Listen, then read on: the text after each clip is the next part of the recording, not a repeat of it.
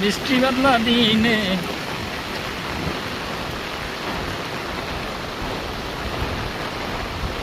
কি সুন্দর পরিবেশ, চারদিকে পানি আর পানি, থই থই থই।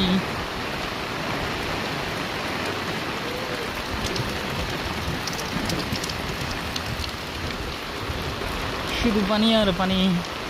এই সুন্দর বৃষ্টির দিনে এখনো বাড়ি পর্যন্ত পানি আছে।